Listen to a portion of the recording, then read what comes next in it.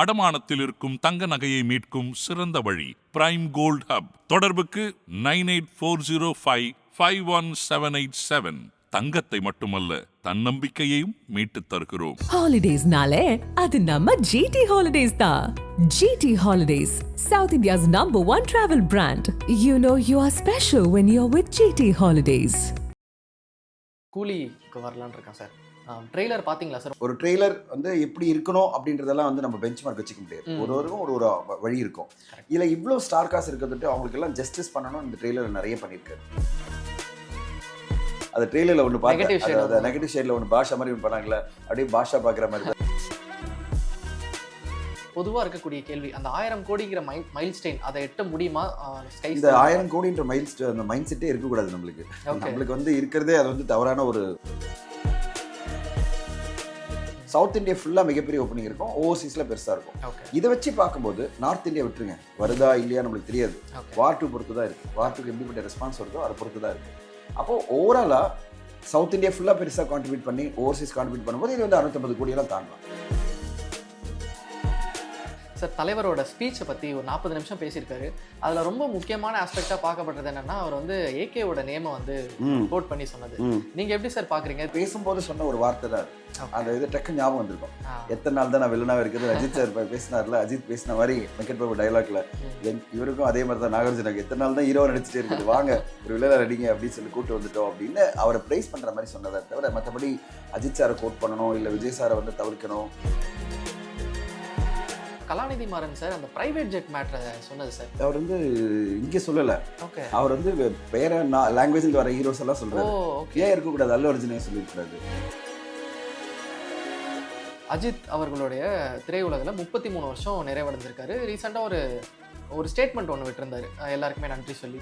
நானா இண்டஸ்ட்ரிக்கு வந்து என்னோட உழைப்பால் தன்னுழைப்பால் நான் வந்தேன், யாருடைய உதவியுமே இல்லாமல் வந்தேன். வந்து மிகப்பெரிய வந்து நிக்காட் சக்கரவர்த்தி அவர் தான் கூட இருந்து வாலி படம்லேருந்து நிறைய படம் அவர் தான் பண்ணது. வரலாறுலாம் நிக்காட் சக்கரவர்த்தி வந்து பல படங்கள், ஒரு 10 படங்கள் கிட்ட பண்ணியிருக்காரு. அப்படி போட்டால் பெரிய லிஸ்ட் போடணும். அதில் அவர் சொன்ன ஒரே ஒரு விஷயம் தான், அதாவது எப்படின்னா என் ரசிகர்களை நான் வந்து என்னுடைய யூஸ் பண்ணிக்க மாட்டேன், சுயநலத்துக்காக யூஸ் பண்ண மாட்டேன் சொன்னேன். அதை நீங்கள் கேட்கலாம். அது உண்மையிலேயே ரொம்ப பவர்ஃபுல்லான ஒரு ஸ்டேட்மெண்ட். ஆதன் சினிமா நேயர்களுக்கு வணக்கம். தமிழ் சினிமாவில் நடக்கக்கூடிய பல முக்கியமான ஈவெண்ட்ஸை பற்றி உரையாடுறதுக்காக தனஞ்சயன் சாரை சந்திக்க வந்திருக்கோம். வணக்கம் சார். வணக்கம் பால் சார். நான் முதல்ல இந்த நேர்காணலில் வந்து ஒரு குரல் சொல்லி ஆரம்பிக்கலான்னு இருக்கேன். தோன்றின் புகழோடு தோன்றுக அக்தெல்லார் தோன்றலின் தோன்றாமை நன்று அப்படின்ட்டு குரல் 236. இன்னைக்கு இந்த குரலை கேட்டாலே நம்மளுக்கு உடனே ஞாபகம் வர்றது சூர்யா சார் தான். அகரம் ஃபவுண்டேஷன் மூலயமா கிட்டத்தட்ட 8000 மாணவர்களுக்கு கல்வி சூழல் அமைச்சு கொடுத்துருக்காரு. இது வெறும் நிதி உதவின்னு மட்டும் இல்லாமல் ஒரு கல்வி சூழலை அமைச்சு கொடுத்துருக்காரு. அதை பற்றி சார் ரொம்ப பெருமையாக இருக்குது. இன்ஃபேக்ட் வந்து இட்ஸ் அ பெஞ்ச் மார்க். இப்போ தமிழ் சினிமா பொறுத்தவரைக்கும் பார்த்தீங்கன்னா ஒரு 3 பேரை நம்ம பெருமையாக சொல்லிகிட்டே இருக்கலாம். ஒன்று வந்து சூர்யா சார் பண்ணுறது மிகப்பெரிய விஷயங்கள். அடுத்தது லாரன்ஸ் மாஸ்டர். நான் வந்து லாரன்ஸ் மாஸ்டர் வந்து ஒரு சோஷியல் மீடியாவில் ஏதோ ஒன்று வந்ததுன்னா உடனே அவங்களுக்கு ஹெல்ப் பண்ணணும். யாராவது ஒருத்தர் வந்து எழுந்துட்டாங்க, பணம் எழுந்துட்டாங்கன்னா அவங்களை கூப்பிட்டு வச்சு பணம் கொடுக்கறது, அவங்களுக்காக பல விஷயங்கள் பண்ணுறது. அடுத்தது தான் சம்பாதிக்கிறது குறைவாக இருந்தாலும் எல்லாரும் கொடுக்கணும்னு நினைக்கிற கேபி பாலா. அவர் ஒரு யங் பர்சன், அதாவது ரொம்ப சின்ன வயசு. அவர் 30 வயசுக்குள்ளே இவ்வளோ அதாவது ஃபிலாந்திரிஃபிக் மைண்ட் செட் இருக்கிறது இல்லை. நான் சம்பாதிக்கிறதெல்லாம் வந்து நான் டொனேட் பண்ணுவேன், நான் மேக்ஸிமம் எல்லாரும் கொடுப்பேன் நினைக்கிற அந்த மனசு இருக்குல்ல. இவங்க 3 பேர் நான் ஒரு பெஞ்ச் மார்க்காகவே பார்க்குறேன். பல பேர் வந்து நம்ம சம்பாத்தியத்தை வச்சு நம்ம வந்து நிறைய சொத்துக்கள் வாங்கணும், நிறைய விஷயங்கள் பண்ணணும் அப்படின்னு நினைக்கும் போது இவங்க வந்து ஒரு பார்ட் ஆஃப் தேர் இன்கம் கண்டினியூஸாக வந்து ஃபிலாந்திரிஃபிக்கு பண்ணுறதும், அதுவும் சூர்யா சாருடைய அந்த எஜுகேஷன் இருக்குது பார்த்தீங்களா, அதுதான் வந்து ஃபியூச்சர். இப்போ நீங்கள் வந்து வேறு எதுக்கு பண்ணாலும் வந்து பர்மனெண்ட் கிடையாது. ஒரு வீடு கட்டி கொடுத்தீங்கன்னா அந்த வீடுன்றது அவங்க யூஸ் பண்ணுவாங்க, அவ்வளோதான். ஆனால் படிப்பு என்பது காலங்காலமாக அந்த குடும்பத்துக்கே வழிகாட்டும்.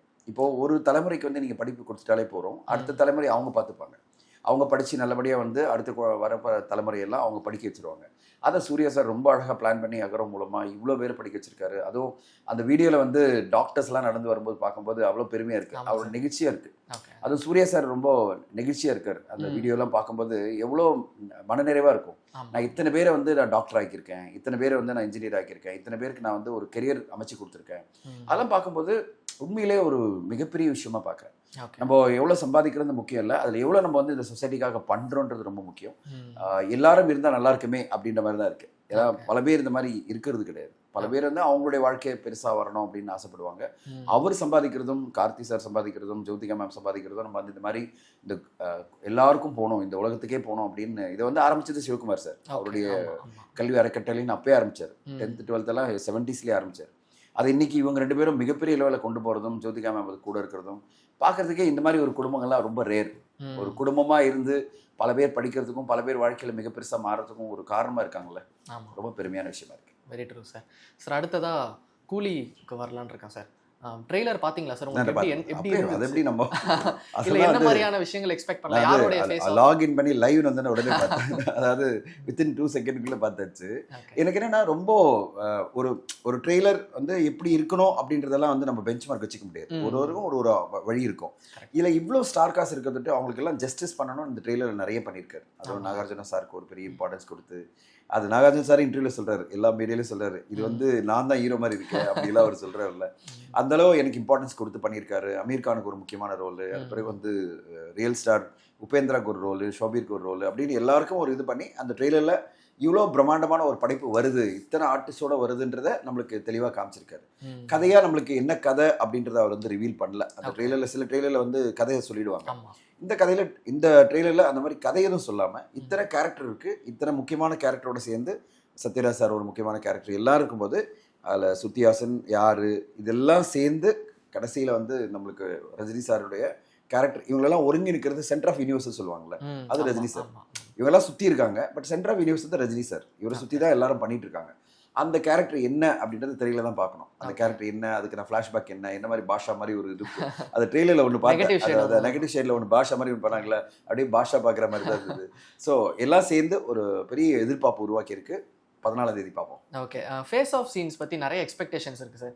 யார் ஆக்சுவலி வில்லனா இருப்பா? அமீர் கானா, நாகார்ஜுனாவா? யாரோட ஃபேஸ் ஆஃப் இருக்கும் அப்படிங்கிற மாதிரியான கொஸ்டின்ஸ் இருக்கு. உங்களோட ப்ரெடிக்ஷன்? அவர் நாகார்ஜுனா சொல்லிட்டாரு, நான் தான் வில்லன் பண்றேன் அப்படின்ட்டாரு. அதனால அது சர்ப்ரைஸ் எதுவும் இல்லை. ஓகே, அதில் வந்து அமீர் கான் என்ன ரோல் அப்படின்றத நம்ம வெயிட் பண்ணி பார்க்கணும்.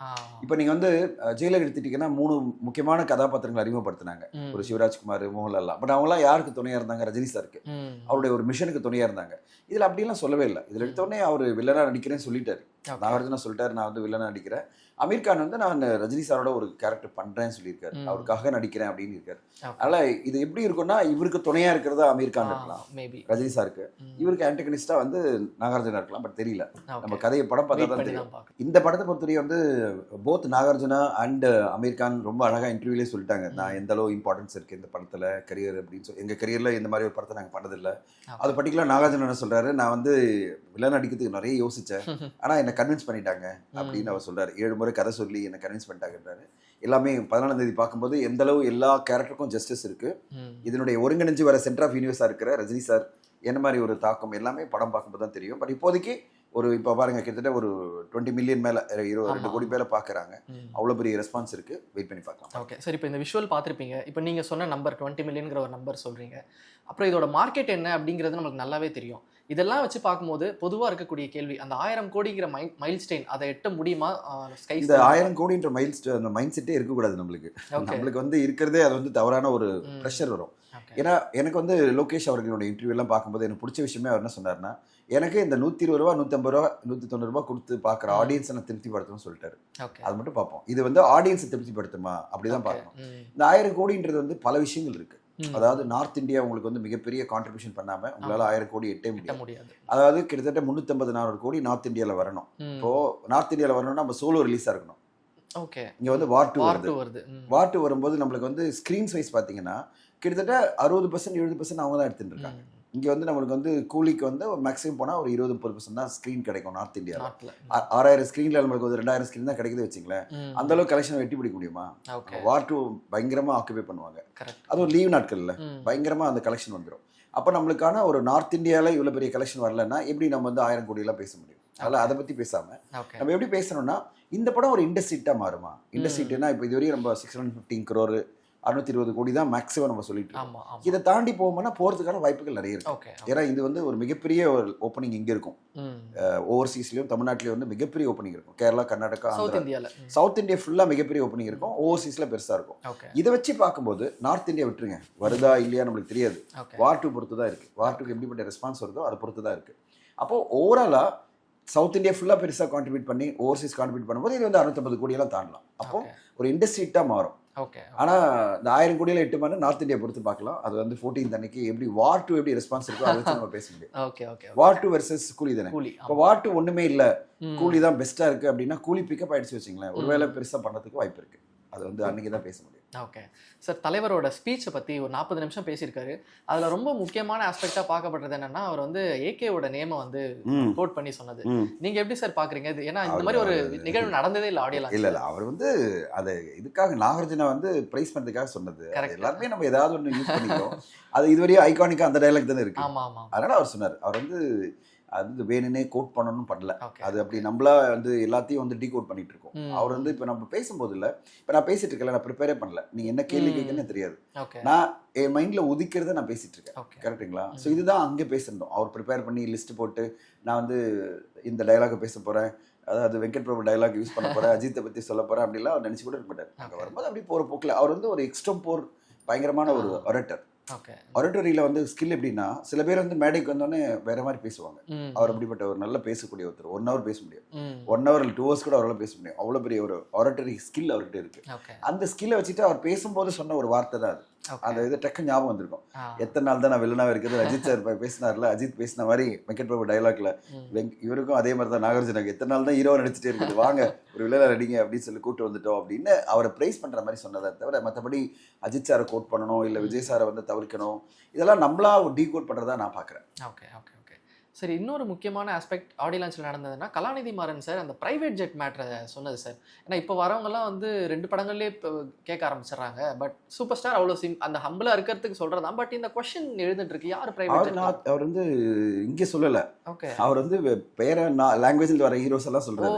ஏன் இருக்கக்கூடாது, அல்லு அர்ஜுனே சொல்லியிருக்கூடாது? ஆனால் படம் பண்ணுறாங்கல்ல சார். அதான் பண்ணுறாங்கன்னா அவர் அல்லு அர்ஜுன் சொல்லியிருக்கலாம்ல, இன்டெரக்டாக சொல்லியிருக்கலாம். இல்லைனா வந்து விஜய் தேவர்கண்ணா சொல்லியிருக்கலாம். விஜய் தேவர்கண்ணா வந்து ப்ரைவேட் ஜெட் கேட்குறாரு ஷூட் போனோம்னா. சோ இதெல்லாம் வந்து நிறைய அது நடக்குது. இப்போ வந்து ப்ரொமோஷன்லாம் போறாரு, பிரைவேட் ஜெட்ல போறாரு.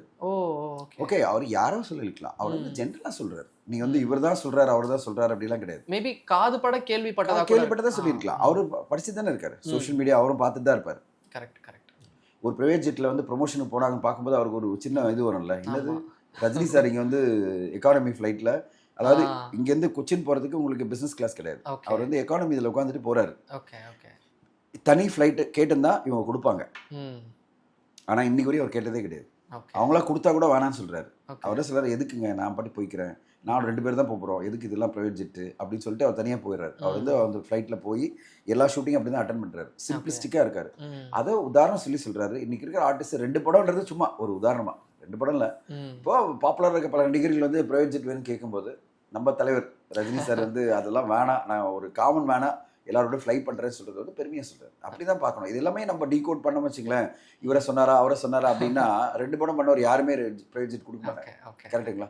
லாஜிக்கலாக பார்த்தீங்கன்னா 2 படம் பண்ண யாராவது ப்ரைவேட் ஜெட் கொடுப்பாங்க. 2 சக்ஸஸ்ங்கிறத மீன் பண்ணுறாங்க. அப்படி அதுதான் நீங்கள் டீகோட் பண்ணிட்டு இருக்கீங்க. அது வந்து நான் எப்படி டீகோட் பண்ணேன்னா 20 படம் கொடுத்த ஒருத்தர் இருக்கலாம், அப்படி தான் சொல்லலாம். அதெல்லாம் டீகோட் பண்ண தேவையில்லை. அவர் வந்து போகிற போக்கில் சொல்கிற ஒரு வார்த்தை என்னன்னா, இன்னைக்கு நடிகர்கள் காஸ்ட்டை பற்றி கான்ஷியஸாக இருக்கணும், ஒரு ப்ரொடியூசருக்கு இவ்வளோ காஸ்ட் வரதை பற்றி ரொம்ப கேர்ஃபுல்லாக இருக்கணும். அதில் ஒரு முக்கியமான விஷயம் வந்து நாகார்ஜுனா சொல்லியிருக்காரு. லோகேஷ் கனகராஜ் அப்ரிஷியேட் பண்ணி நேற்று நடந்த தெலுங்கு ஈவெண்ட்டில் என்ன சொல்கிறாரு, அவங்க என்ன பட்ஜெட் கொடுத்தாங்களோ சன் பிக்சர்ஸ் அதை விட 5 கோடி கம்மியாக பண்ணியிருக்காரு. Okay okay.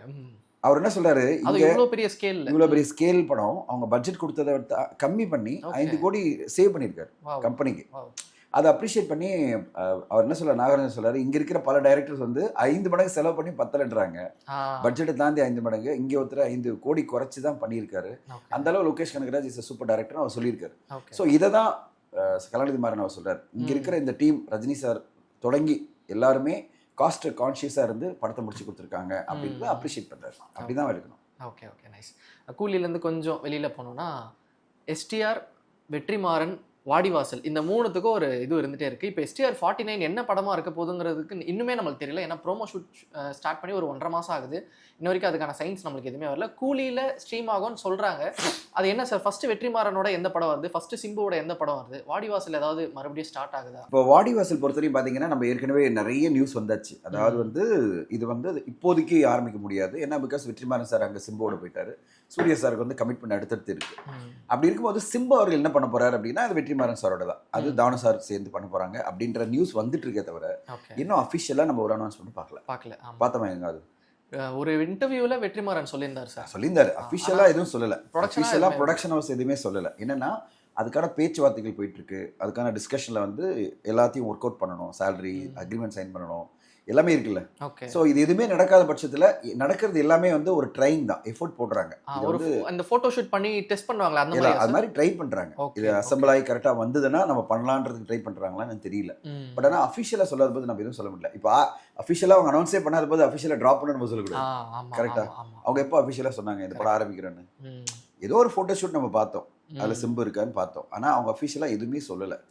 யாரு தானு சார் வந்து அஃபிஷியலாக எதுவுமே அனௌன்ஸ் பண்ணல.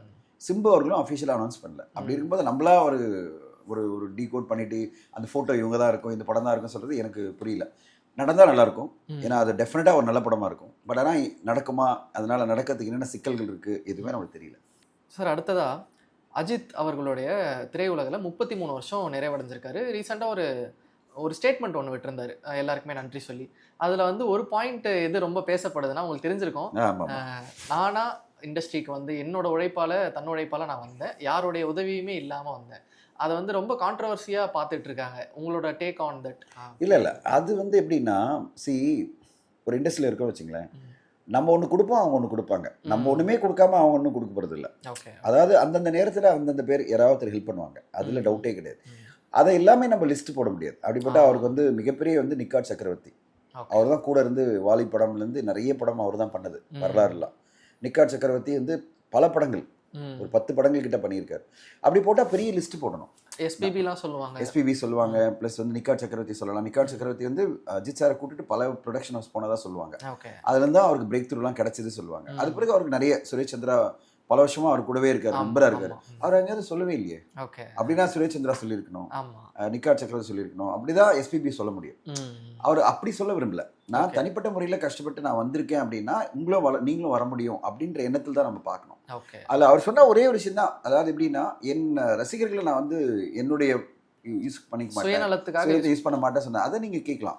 அது உண்மையிலேயே ரொம்ப பவர்ஃபுல்லான ஒரு ஸ்டேட்மெண்ட். அதாவது என் ரசிகர்கள் என் படத்தை மட்டும் தான் பார்க்கணுமே தவிர என் சுயநலத்துக்கு நான் யூஸ் பண்ணக்கூடாது, அவங்கள பாதை திருப்பக்கூடாது அப்படின்றதுல ரொம்ப ஸ்ட்ராங்கா சொல்லியிருக்காரு. அது மட்டும் தான் எனக்கு வந்து ரொம்ப ஸ்ட்ராங்கா இருந்தது தவிர இது வந்து நியாயமா இருந்தது.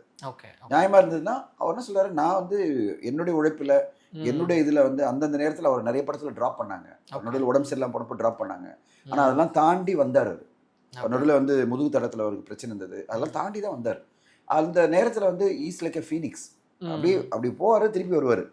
அவருக்கு வந்து வரிசையாக ஒரு 6-7 படம் தோல்வி அடையும். ஆனால் அவரே சொல்லியிருக்கா சார், என் அளவுக்கு தோல்வி கொடுத்துருந்த இன்னொருத்தங்க கொடுத்துருந்தா இண்டஸ்ட்ரியிலே இருந்திருக்க முடியாது. ஒரு காலகட்டத்தில் அவரோட தொடர்ந்து 7 படங்கள் ஃப்ளாப். 7 படங்கள் ஃப்ளாப் ஆச்சு. மார்க்கெட்ல இருந்து ஓவர்கம் ஆகுது, அதை ஓவர்கம் பண்ணி ஜெயிச்சு வர்றாரு. அதனால தான் அவர் சொல்றாரு, நான் வந்து அந்த நேரத்திலையும் நான் தான் கஷ்டப்பட்டு முன்னுக்கு வந்தேன், நானே வந்து இன்னைக்கு பொசிஷன் வந்து அச்சீவ் பண்ணியிருக்கேன். தோல்விகள் என்ன பாதிக்கவே இல்லைன்னா அப்போ எவ்வளோ ஸ்ட்ராங்காக இருக்கணும் அவர். மனசளவில் நம்ம எவ்வளோ பாதிக்கப்படும். 7 படம் தான் என்ன அர்த்தம், வாழ்க்கையே முடிஞ்ச மாதிரி தான். உங்களை யாரும் கண்டு கூட மாட்டாங்க, மதிக்கூட மாட்டாங்க. ஆனால் அதை மீறி அவர் வந்து ஜெயிச்சிருக்காருல்ல, இன்னைக்கு உச்சத்தில் வந்து நிற்கிறாருல்ல, அதை அவர் சொல்றாரு. அதை மட்டும் தான் பார்க்கணுமே தவிர லிஸ்ட் போடலன்னா அவர் லிஸ்ட் பெருசாக போட்டுக்கலாம், ஒரு பேராக போடலாம், அவ்வளோ பேர் இருப்பாங்க அவருக்கு வாழ்க்கையில் கான்ட்ரிபியூட் பண்ணவங்கலாம். அது அப்படி வரல அவர். அவருடைய பாயிண்ட் ஆஃப் வியூ வந்து எனக்கு வந்து நான் என்னுடைய உழைப்பில் வந்திருக்கேன்னு சொல்றாரு. ஓகே சார், கடைசியாக தனுஷோடைய அம்பிகாபதி ரஞ்சானா இந்த படங்கள் வந்து தமிழ் எல்லா மொழிகள்லையும் ரீரிலீஸ் ஆயிருக்கு. அதில் அவங்க பண்ண விஷயம்னா ஏஐ மூலயமா கிளைமேக்ஸை மாற்றிருக்காங்க. அதாவது இறந்து போன ஒரு கேரக்டரை விழித்தெழுந்து கொண்டு வந்திருக்காங்க. இது தனுஷ் கண்டனம் தெரிவிச்சிருக்காரு. அதுக்கு எப்படி சார் நியாயமா, ஒரு செயற்கை நுண்ணறிவு வச்சு ஒரு படைப்பை நியாயமா அப்படின்னா 2 விதத்தில் நீங்கள் அணுகணும். ஒன்று வந்து லீகலி, இன்னொன்று வந்து மாரலி. Legally right. லீகலி அப்படின்னா ஒரு ப்ரொடியூசர் தான் வந்து author of the film. Copyright act படி பார்த்தீங்கன்னா ஹூ இஸ் த இன்வெஸ்டர். அப்புறம் அவர் படம் பண்ணியிருக்கேன்னா அந்த படத்தை வந்து காப்பிரைட் எங்கிட்ட தான் இருக்கு. நான் அதை வந்து எப்படினாலும் எடிட் பண்ணலாம், எப்படினாலும் டப் பண்ணலாம், யாரும் என்ன கேள்வி கேட்க முடியாது, கமெண்ட் பண்ணலாம். இது என் படம் இல்லை அப்படிலாம் சொல்ல முடியாது, தான் என்ன தடுக்க முடியாது. லீகலி யார்கிட்ட காப்பிரைட் இருக்கு, எங்கிட்ட இருக்கு. மாரலி அப்படின்னு வரும்போது, மாரலி எத்திக்கலின்னு வரும்போது அவங்க ஒரு படைப்பை கொடுத்துருக்காங்க, அதை மொத்தமாக மாற்ற போறீங்க அப்படின்னு வரும்போது ஒரு பெரிய டிலேமா ஒன்று இருக்கு. இப்போ அவங்க என்ன சொல்றாங்க, அந்த டைரக்டரும் தனுஷ் அவர்கள் என்ன சொல்றாங்க, நீங்க எப்படி எங்களுக்கு ஒரு கதை சொல்லி இப்படி தானே பண்ணோம், நீங்க இதை மாத்துறீங்கன்னா எங்கிட்ட சொல்ல வேணாமா, எங்களோட அப்ஜெக்ஷன் இல்லாமல் எப்படி நீங்க நாங்க எதுவும் சொல்லும் போது நீங்க எப்படி பண்ணலாம். அது மாரலி எத்திக்கலி அவங்க கேட்கறது நியாயமான விஷயம். ஆனால் லீகலி இவங்க பண்ணுறது நியாயமான விஷயம். ஓகே, அது என்ன ஸ்டேட்மெண்ட் நீங்கள் என்ன ஸ்டாண்ட் நீங்கள் எடுப்பீங்க? ஓகே, எப்படின்னா பிஸ்னஸாக பார்க்கும்போது அந்த ப்ரொடியூசர் என்ன கால் எடுக்கிறாரு, அது ஒரு படைப்பாக நம்ம ஒரு ஆர்ட்டாக எடுக்கும் போது நான் என்னவா அம்பிகாபதியை நான் லவ் பண்ணணும், அந்த அம்பிகாபதியை தான் நான் பார்க்க விரும்புவேங்கிற விஷயம் அப்படின்றது அவங்க மாரலி அவங்க சொல்கிறாங்க. பட் ஆனால் இவர் லீகலி இவங்க ரைட் தானே. ஈராஸ் வந்து ப்ரொடியூஸ் பண்ணியிருக்காங்க, நாங்கள் இன்வெஸ்ட் பண்ணி ப்ரொடியூஸ் பண்ணியிருக்கோம், எங்களுக்கு இன்னொரு அமௌண்ட் வரணும், வந்தால் நல்லா இருக்கும் இந்த படம் மூலமாக, அதுக்கு எனக்கு இது பண்ணணும்னு நினைக்கிறாங்க. ஓகே, இது மூலமா ஒரு கியூரியாசிட்டி கிரியேட் பண்ணிட்டாங்கல்ல. ஏன்னா அம்பிகாபதி எப்படி ரீலீஸ் ஆச்சு, இப்போ ரீலீஸ் ஆகும்போது என்ன எக்ஸைட்மெண்ட் ஆடியன்ஸ்க்கு, கிளைமேக்ஸ் என்னவா இருக்கும், புதுசா ஒன்று மாத்திருக்காங்களே, ஏல என்ன இருக்கும்ன்ற ஒரு கியூரியாசிட்டி கிரியேட் பண்ணிட்டாங்களா இல்லையா? Correct. Okay, so the whole issue is about ஒரு லீகல் ஸ்டாண்டில் அவங்க அப்சல்யூட்லி ரைட். அவங்க பண்ணது வந்து யாருமே தப்பு சொல்ல முடியாது. மாரலி நீங்கள் அவங்களோட சேர்ந்து பயணிச்சிங்கன்னா பிரச்சனை இல்லை. அதாவது நீங்கள் போயிட்டு அவங்கள போய் பேசி கன்வின்ஸ் பண்ணிட்டீங்கன்னா ஓரளவு ஓகே. யாரு நீங்கள் வந்து டைரக்டரையும் நடிகரையும் சார் இது நான் பண்ண வேண்டிய கட்டாயம் இருக்குது, நான் பண்ணுறேன் அப்படின்னு சொல்லி நீங்கள் பண்ணியிருந்தீங்கன்னா இந்த கான்ட்ரவர்சி வராது. பட் அது அவங்க ஒத்துக்கலன்னு நினைக்கிறேன். அவங்க ஒத்துக்கலாதோடு இவங்க பண்ணிட்டாங்க. இவங்க பண்ணதை வந்து நீங்கள் லீகலாக கொஸ்டின் பண்ண முடியாது. நீங்கள் லீகலாக டைரக்டர் வந்து கோர்ட்டு கூட போக முடியாது. ஏன்னா நம்ம வந்து அக்ரிமெண்ட் போடும்போது டைரக்டர் கூட அக்ரிமெண்ட் போடும்போது என்ன போடுவோம்னா, the editing cut right is with producer. Editing, addition, deletion எல்லாம் யார்கிட்ட இருக்கு? ப்ரொடியூசர். இது என்னுடைய படைப்பு, நான் தான் செலவு பண்ணியிருக்கேன், இதை நான் வந்து எப்படி மானிட்டைஸ் பண்ணுறது என்னுடைய ப்ரோரகேட்டிவ். ஓகே, அதுக்கு வந்து நீங்கள் வந்து சொல்லலாம் ஐ டிசோன் திஸ் பார்ட்னு சொல்லலாம், தப்பு கிடையாது. அதாவது இந்த பார்ட் நான் ரெஸ்பான்சிபிள் கிடையாதுன்னு சொல்லலாம். அதுக்கு அவங்களுக்கு எல்லா உரிமையும் இருக்குது. அதை தான் அவங்க பண்ணியிருக்காங்க. ரெண்டு பேருமே என்ன டிசோன் பண்ணிட்டாங்க, இது எங்களுக்கு கிடையாது, நாங்கள் பண்ணல, அது வந்து ஈராஸே பண்ணது அப்படின்னு சொல்லிட்டு. ஸோ என்டையர்லி இதே இருக்கும். ஸோ இது வந்து நம்ம வந்து இதுவே சொல்ல முடியாது. ஸோ ஒருத்தருடைய ஒரு உதாரணம் சொல்கிறேன். நாங்கள் வந்து ஒரு படம் பண்ணியிருந்தோம், படம் பேர் அப்புறமே சொல்கிறேன். நான் ஒரு படம் பண்ணி இங்கே வந்து எடிட்டிங் வந்து தப்பாக இருந்தது அப்படின்னு சொல்லிட்டு நிறைய பேர் வந்து அது லெங்க் அதிகமாக இருந்தது அப்படின்னு சொல்லிட்டு பயங்கரமாக கமெண்ட் வந்துட்டே இருந்தது. லெங்க்த்து ப்ளஸ் பல விஷயங்கள் வந்து ரொம்ப தப்பாக இருந்தது. நாங்கள் ஹிந்தி டப்பிங் ரைட்ஸ் ஒருத்தர் விற்றுருந்தோம். அவர் 25 நிமிஷம் எடிட் பண்ணிட்டார். ஓகே, ஏன்னா அவர் வந்து அதில் போட்டிருக்காரு, என்ன போட்டிருக்காரு, எடிட்டிங் ரைட்ஸ் எங்களுக்கு இருக்குன்னு போட்டிருக்காரு, கட்டிங் ரைட்ஸ் சொல்லுவாங்க. அவர் எடிட் பண்ணி அந்த படத்தை கிறிஸ்பாக ரொம்ப அழகாக பண்ணி ஹிந்தியில் போட்டார். ஹிந்தியில் மாபெரும் ரெஸ்பான்ஸ் அந்த படத்துக்கு. இது அந்த படத்துக்கு ஓடிடிலையும் ப்ளஸ் வந்து சேட்டலைட்லையும் பயங்கர ரெஸ்பான்ஸ் அந்த படத்துக்கு. ஓகே, இப்போ வந்து இங்கே வந்து எல்லாரும் வந்து இங்கே அந்த டைரக்டர் என்கிட்ட பார்த்து சொன்னார், சார் அந்த கட்டை நான் பண்ணிக்கிறேன் அப்படின்னு. Okay, interesting. ஓகே, அது என்ன படம் பார்த்தீங்கன்னா அஞ்சான். ஓகே, ஹிந்தியில் பெரிய ரெஸ்பான்ஸு. ஓகே, இப்போ அந்த ஹிந்தி பார்த்துட்டு அப்புறம் வந்து டைரக்டர் லிங்குசாமி சார் எல்லாம் சொன்னாங்க, சார் நம்ம ஒன்று வேற எடிட் பண்ணலாம். இப்போ எனக்கு ஒரு ஐடியா கிடைச்சி. இது படம் வெளியான எத்தனை நாள் கழிச்சு சார்? 3 மாசத்துல. அவங்க 100 டேஸ்ல அவங்க போடலாம். 100 டேஸ்ல அவங்க எடிட் பண்ணி போட்டாங்க. நான் பார்த்தோன்னா நானே ஆச்சரியப்பட்டேன், இப்படி ஒரு கிறிஸ்பான ஒரு எடிட்டிங் அவங்களால பண்ண முடியுதுன்னா வேற பெர்ஸ்பெக்டிவ்ல அவங்க பண்ணியிருக்காங்க. இப்போ நான் வந்து கேட்குறேன், சப்போஸ் வந்து லிங்குசாமி சார் அப்ஜெக்ட் பண்ணாரு வச்சுங்க, என்ன ஆகும்? இது என் படம் கிடையாது, இந்த மாதிரி படம் நீங்கள் வந்து நான் நடிக்கல, நீங்கள் வேற ஒரு படத்தை நீங்கள் ப்ரெசென்ட் பண்ணுறீங்கன்னு சொன்னால் நீங்கள் என்ன சொல்வீங்க? Product belongs to the Hindi dubbing right வாங்கினவர். நான் அவருக்கு 5 கோடி விற்றுருக்கேன். அவர் இஷ்டப்படி அவர் வந்து எடிட் பண்ணிக்கலாம். அவர் அழகாக அதை மாடிஃபை பண்ணி பயங்கரமாக இட்டு கொடுத்துட்டாரு. ஓகேங்களா?